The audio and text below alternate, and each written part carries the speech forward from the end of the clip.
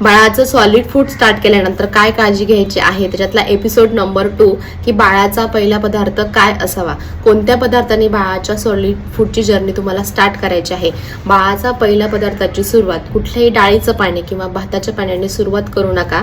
तर पहिला पदार्थ हा तुम्हाला बाळाला गाजराची पेस्ट द्यायची आहे किंवा एखाद्या फ्रूटच्या पेस्टने तुम्हाला सुरुवात करायची आहे. सॉलिड जर्नी स्टार्ट केल्यानंतर आपल्याला आजूबाजूचे सगळे सांगतात की बाळाला भाताचं पाणी किंवा डाळीच्या पाण्याने सुरुवात करा, ते हलकं असतं, ते पचायला हलकं असतं. पण तुम्हाला मी याच्यावरती सांगेल, जर तुम्ही भाताचं पाणी बाळाला दिलं तर त्याच्यामध्ये तुम्ही थोडंसं मीठ ऍड करणार.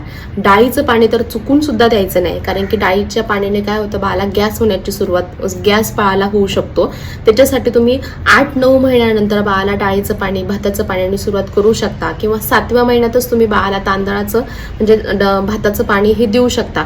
परंतु निदान 6व्या महिन्यामध्ये तरी ज्यावेळेस तुम्ही सुरुवात करणार असाल त्यावेळेस तुम्ही बाळाच्या एखाद्या फ्रूटच्या प्युरीने सुरुवात करा. त्याच्यातलं बेस्ट ऑप्शन म्हणजे गाजराची पेज. गाजर आणायचं, गाजर छान उकळून घ्यायचं, ते मॅश करायचं आणि मग ते बाळाला भरवायचं. त्याने काय होतं, गाजराचा हा स्वतःचा स्वीटनेस असतो. आणि जर गाजर दिल्यानंतर तुम्ही बाळाला चिकूची पेस्ट देऊ शकता किंवा मग बनानाची पेस्ट देऊ शकता. इलायची बनाना असतात, ते बनानाची मॅश करून तुम्ही देऊ शकता. ॲपल पण जर तुम्ही शिजवून घेतलं ते मॅश केलं ते पण तुम्ही देऊ शकता.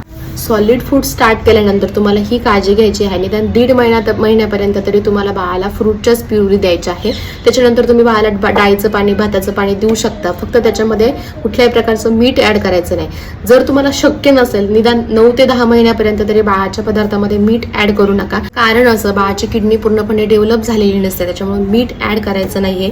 10 महिन्यानंतर बाळाचा जर तुम्हाला एखादा स्वीट पदार्थ बनवायचा असेल त्याच्यामध्ये तुम्ही खजूर ऍड करू शकता, परंतु साखर ऍड करू नका. बाळा बिना मिठाचं वगैरे टेस्टलेस अन्न बाळ कसं खाणार, तर एक गोष्ट तुम्हाला सांगते, 7 ते 8 महिन्यापर्यंत बाळाला कुठल्याही प्रकारची टेस्ट लागत नाही. ज्यावेळेस आपण 2-3 पदार्थ बाळाला देतो त्यावेळेस बाळाची टेस्ट ही डेव्हलप होत असते. आणि गोड पदार्थाचं इंट्रोड्यूस सुद्धा आपणच करत असतो. गोड पदार्थ असा काही असतो, गोड पदार्थाची अशी काही टेस्ट असते, ही टेस्ट सुद्धा आपणच डेव्हलप करत असतो.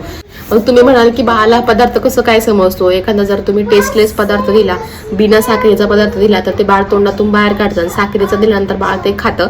त्याचं कारण असं, साखरेचा पदार्थ ज्यावेळेस तुम्ही बाळाला देता त्यावेळेस बाळाला थोडंसं ऍक्टिव्ह झाल्यासारखं वाटतं, ब्रेनला थोडंसं एनर्जी भेटल्यासारखं वाटतं, म्हणून बाळ ते तसं करतं. त्यामुळे बाळाच्या पदार्थामध्ये कुठल्याही प्रकारची साखर ऍड करू नका आणि कुठलाही स्वीट पदार्थ बाळाला इंट्रोड्यूसच करू नका. इंट्रोड्यूस केला नाही तर तो बाळाला समजणारच नाही.